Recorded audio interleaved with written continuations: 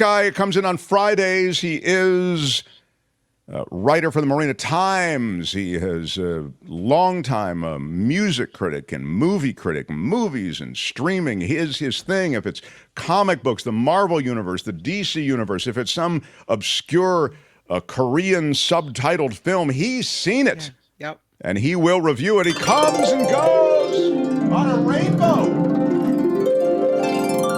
How about it? For the great Michael Snyder, everyone.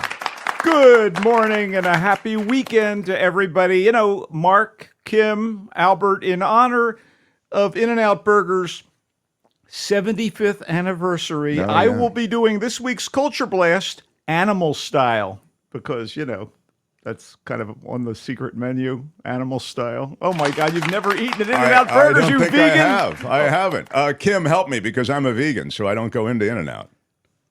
Love animal style. Yeah, animal style is very good. I get on the fries. Animal style is you get the cheese, you get the secret sauce. I see. And the grilled onions, like it's everything. Yeah. Okay, yeah. Oh my God, it's like I don't know. Albert, actually, shouting in a void sometimes. What kind of Californians are you people? Okay, all right. Anyway, I am honored to welcome my special guest reviewer today. Let's give it up for Lady Gaga. Yeah, how about Lady Gaga? Wait, she's not here? Wait a minute, though. Did you see? Kim had it in her news that she took the stage with the Stones. Huh? She's part and parcel of the Stones' new album, Hackney Diamonds. Hackney, by the way. Yes, it's tell us about the derivation of that, please. It's a neighborhood, working in England, class. Right? Yeah, in England. Mm-hmm. But, you know, what's funny is Mick and the boys, for the past 20 years, their output has been very hackneyed. And so it's kind of strange. I get it. And oddly enough... Don't reward him, Albert. No, don't do it. The two new songs... Don't encourage him. The two new songs I've heard off the album are actually a return to form. It sounds like Mick has rediscovered... Oh, so you were just making a play on words. You actually like them. Fountain of Youth. Well, I'm saying of late, it's been pretty much hack work. But, you know, honestly, the new record so far sounds pretty wonderful. Again... Ladies and gentlemen, auto-tune. I don't know what makes him sound so young and vibrant. Oh, yeah, you're right. Now you don't even know if it's his voice on there. No, I mean, I'm confused. Anyway, since Lady Gaga can't be here, ladies and gentlemen, I'd like to welcome our guest reviewer, Jim Jordan. No, Jim Jordan he's decided not to come? All right. Okay, never mind. All right. Good riddance to bad rubbish, everybody. That's all I can say. All right. Speaking, are you done with all your topical material now? My topical chunk, as you like to say. Yes, I am. So I think it's time to talk about movies. And frankly, it's a big deal when somebody like Martin Scorsese puts out a new film. Yeah. What do you think, Michael? Well, Scorsese, the venerable elder statesman of cinema who brought us... Venerable is a ding word, Mean please, Streets, Albert. Raging Bull, Goodfellas, Taxi Driver, The Wolf of Wall Street, The Departed, those last two, The Departed and Wolf of Wall Street, recent films that were just fantastic by this, older man. How dare you? Business. How dare you with your ageist attitude? But So you are many paying him other- a compliment. You're saying you would have expected his work to be diminished by his age? How dare you? I just want to say, at 3 hours and 20 minutes in length, you might think that Killers of the Flower Moon, his latest, is an example of Scorsese using his status as one of the greatest American movie directors to engage in late career excess. 3 hours and 20 minutes. That's too long for a movie. But wait a minute. Wolf of Wall Street was long too, right? It was, but you know, you fear The a Departed ponderous, was long too, right? You fear a ponderous, tedious result. The Irishman, which was his previous film, was actually quite long as well. This is considerably better. Oh my God, it absolutely is fantastic. Killers of the Flower Moon may be a long ride and a long time to be sitting on your tush in a theater, but so much is packed into it. It's an historical epic, a murder mystery and police procedural, a love story, a multiple family saga, and a tale of culture clash, and yet it never sags or lags. And I mean, Scorsese, who you might recall has railed against Marvel movies and other superhero fare as base and of minimal artistic value. By the way, Marty, you're wrong. He has assembled his own acting Avengers. Longtime Scorsese collaborator Robert De Niro, Leonardo DiCaprio, Jesse Plemons, and John Lithgow are among them. Wow. And they power this investigation into the notorious reign of terror that plagued the Osage Nation in Oklahoma during the 1920s. The Osage, a major Native American tribe. So the real-life situation that inspired Killers of the Flower Moon, which, by the way, was a best-selling book before it was adapted into this film. This was a remarkable situation. Members of the Osage tribe discovered oil on their land and became rich. And working-class white men came to work for the Native American oil barons in somewhat of an inversion of our usually, racially charged caste system. Yeah, usually it's the white people who are running things. Yeah, and so inversion's a ding word. Some of the white men wooed and married the daughters of wealthy tribesmen, and then a string of murders began to thin the tribe. Well, they did that to gain, you're saying, a piece of the action. Exactly. That's why they married So this is all a historical record. In yet another studied and complex performance that matches or even exceeds his absolutely stunning work in The Revenant, Blood Diamond, and The Wolf of Wall Street, the latter, of course, directed by Scorsese, Leonardo DiCaprio plays Ernest Burkhart, who is a somewhat dim World War I vet who comes to Oklahoma to make something of himself under the guidance of his savvy uncle, William Hale, who is a well-to-do white rancher, positioned as a friend to the Osage. That's his deal. So Hale is played by De Niro as kind of a hail fellow, well-met type who takes more than a passing interest in the fact that Ernest is now earning a living by chauffeuring pretty Osage heiress Molly. In fact, Molly, played in very graceful and yet wary fashion by Lily Gladstone, is attracted to Ernest, maybe against her better judgment. So as various romantic entanglements get going... So she's the Native American, he's the white driver. Yes, absolutely. And he's kind of, like I said, a dim bulb. You know, he's not the sharpest tool in the old shed. He's like a Forrest Gump type. No, he's not that stupid. But oddly enough, the author of author of the script of Forrest Gump, Eric Roth, co-wrote this with Martin Scorsese. Oh. So when Ernest brings Molly a box of chocolates, no, he doesn't bring. But you're saying he's not quite that dim. Oh no. And he's certainly looking out for himself as best as he can, considering his limited intellectual resources. So are his motives romance, or is he into making a score? He's into her. Right. But there is the score. And she has sisters and an aging mom. I got to tell you... nobody likes her. She's cool. Various romantic entanglements get going, and so do the titular killers, which inspires the burgeoning FBI to show up, led by a dedicated agent named, of all things, the FBI agent Tom White. Are you serious? I'm quite serious. Oh, my God. Okay, so Jesse Plemons is, as usual, aces as White. De Niro does his typical great job, very much the gruff De Niro character that we kind of know and love or fear, but it's DiCaprio and Gladstone who keep this thing pumping like oil or blood or both. There's glistening cinematography that takes advantage of the sprawling plain setting, a resonant retro score by the late Robbie Robertson. Beautiful thing to go out on for Robbie Robertson. Glistening, really? You want it? All right. And a script that eventually dovetails all the various elements of the story while indicting the exploitation of indigenous people. There is a lot here, and all of it is expertly orchestrated by Scorsese. Wow, you really like it. I thought it was really a wonderful film. Killers of the Flower Moon isn't Raging Bull, but it rages powerfully, and that ain't no bull, Mark. Anyway, it's in theaters, and just hit the men's room before you set yourself down. Well, that's the problem. I mean, I got to say, 3 hours and how much? 20 minutes. 20 minutes. I mean, is there a scene that we can wait? Why don't you give us Marty? Let me reach out to Scorsese. That's Avengers length, Marty. What is the one scene during which I could run to the bathroom? None. I was really riveted by the whole thing. Wow. Okay, I want to now kind of switch things up a little bit. I'm going to talk about a movie called The Persian Version, which is very high-spirited, often funny, and culturally inclusive. And it's a tad on the self-indulgent side as it presents a slice of Persian-American life, including the roots and origins of the family, through the lens of its screenwriter-director, Mariam Keshavarz, and her identity, culturally and sexually, is at the heart of the story, at least her character's identity, because, she's got some secrets that she's very loath to reveal to her family, who want to kind of, keep the traditions going that they brought over from the old country. I see. It's fun and it's lively. Leela is the name of the character that is the stand-in for Maryam. And she's played by Layla Mohammadi, and she is wonderful and very magnetic. And she's got all kinds of cool friends, and it's fun. And she finds herself involved, despite her predilections, with a drag queen performer to the point where maybe she's going to have to explain things to her family in 9 months. And what transpires there is kind of warm and amusing, and again, a little bit on the self-indulgent side. Transpires. But I love the circumstance, and she's kind of a black sheep, the character of Layla.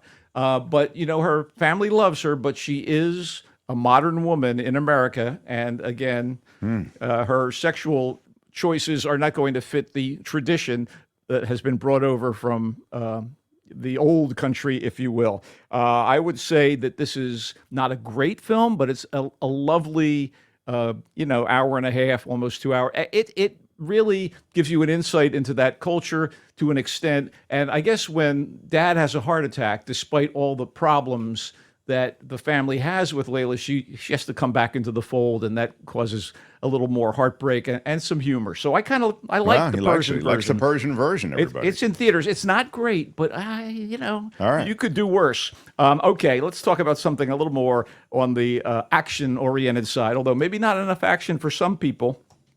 If you've been waiting to see a Nick Cage Western, the wait is over. Now, I may have seen him on a horse before, galloping across the screen, but Butcher's Crossing gives us a Cage character who's hot to trot in the equestrian sense.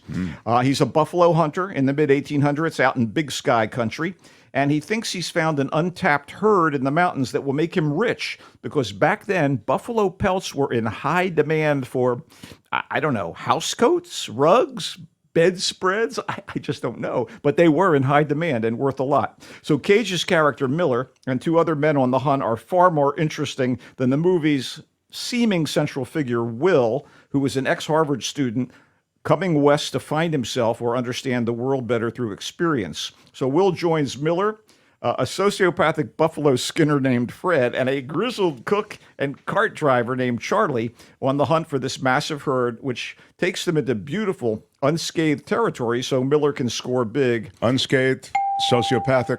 Only the elements and greed could conspire to endanger this quest and those who are a part of it. It's very deliberate.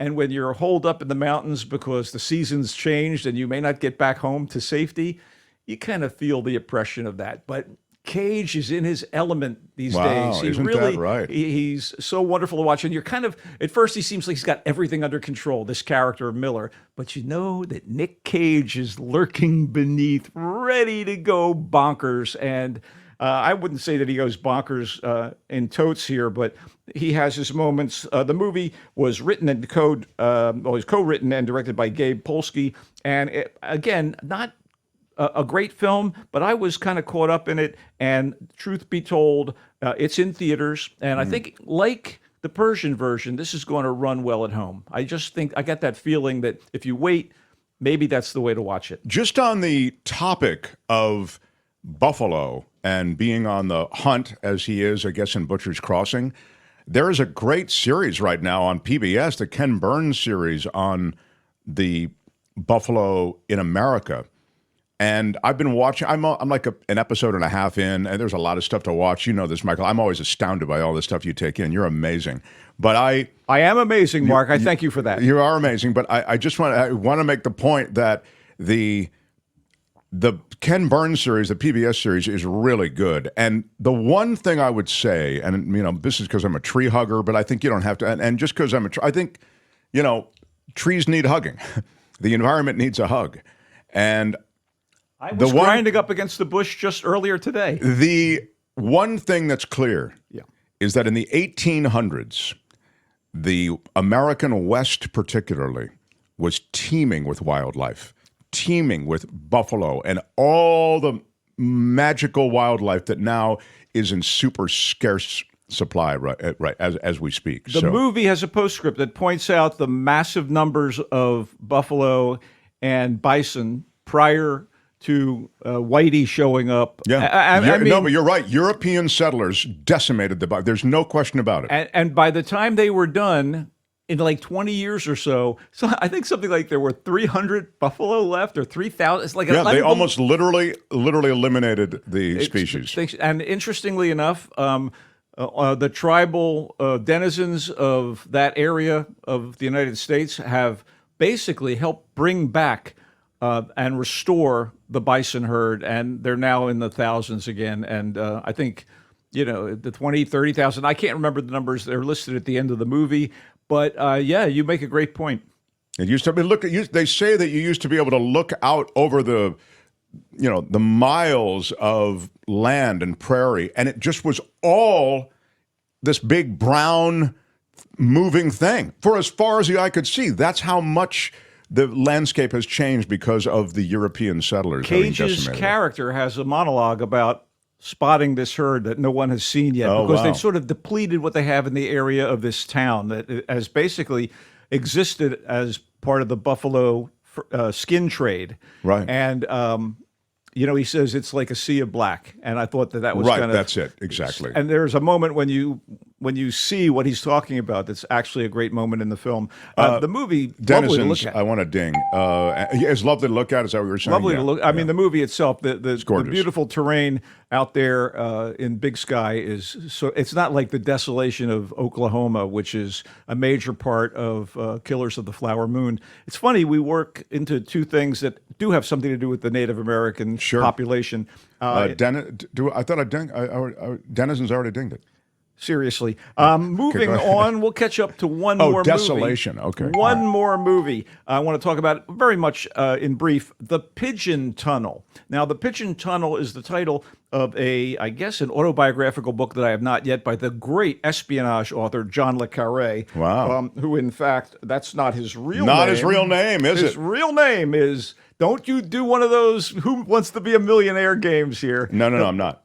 Just tell me his real name. No classic Mark Thompson time wasters. No. Okay. David Cornwall. All right. What? And what's amazing is David Cornwall was the son of a con artist who was jailed innumerable times. Le Carré's dad was a criminal, and Le Carré eventually, leaving Oxford, became a spy for the UK prior to becoming an espionage That's author. How he knows all that stuff. Huh? So the Academy Award-winning documentary maker Errol Morris interviewed le Carré before he died in 2020, and has made this film a lot of interview footage, some recreations of things that happened, clips from movies like The Spy Who Came In From the Cold, and the miniseries Tinker Tailor Soldier Spy, discussions of those films, discussions about the traitor in the British Secret Service, Kim Philby, who actually was a double agent for Moscow. There's a lot going on here. And Errol Morris is no slouch either, right? Oh, my God. Errol Morris is the guy that made The Thin Blue Line, The Fog of War, Mr. Death, Gates of Heaven. He is as good a documentary filmmaker as there is. And he does his usual superb job in this basic interview talking head situation with le Carré. And I was caught up in the whole thing. And as a fan of the James Bond books by Ian Fleming, certainly Len Deighton's Harry Palmer spy novels that kind of took the world by storm in the 60s during the spy craze, and le Carré's work, and a big fan of some of the translations into television and film, such as The Little Drummer Girl, which was a great miniseries, and The Night Manager with Tom Hiddleston, which you should seek that out, also based on a le Carré novel. I was totally enamored of this movie. So I'm glad you're such a fan of le Carré and the movies. Maybe when we get off the air. Yes. But if you're effective at this, I will maybe shoot a video. Explain to me what the hell was going on in Tinker Tailor. I have no idea. Oh, my God. It was the most confusing movie I've ever seen. I've got to give you a concordance or the world's longest footnote. It was. Why are you yelling? It was truly confounding. Anyway, Morris, using The Pigeon Tunnel, which has an interesting history as a title, but using the book as sort of map, he basically talks to Le Carré. This is in theaters and streaming on Apple TV. So sit on down and watch the Pigeon Tunnel. Well, now you don't have Jon Stewart's show anymore to look at. You can maybe use that time to stream the Pigeon Tunnel. I don't even know what to say about that. What am I watching on television lately besides catching up to various shows? I know what you're not watching. What's that? The new Press Your Luck, which just came back. I'm guessing you're not watching. Wait. Are you the host and monitor of Press Your No, Luck? I just picked a show that I knew you would likely not be watching. But Mark, how about my new show, Depress Your Luck, which is really, I've been kind of bummed out lately, but it's been a tough time. What are you going to do? Yeah. But I've been watching the new season of Loki, obviously Lupin, we talked about them last week, and they have great entertainment value, both of them. And, there's more coming as the year comes to an end. We're going to see a few more shows drop that I'm excited about, and we'll talk about them when we have the chance. I'm excited about these that you've mentioned today, Michael Snyder. Good. There's not any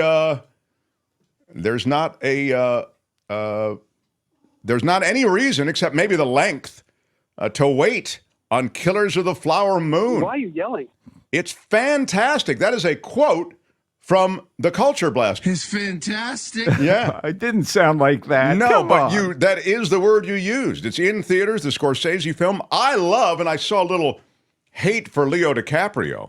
I love Leo DiCaprio. Oh, he's the bomb. I take all your hate, I integrate it into my soul, and spit it back out as love. How is that? I love Leo DiCaprio. He's no longer little Leo, but Why interesting that it's a team up for the first time, I believe, of the two stars of A Boy's Life, Leo DiCaprio and De Niro.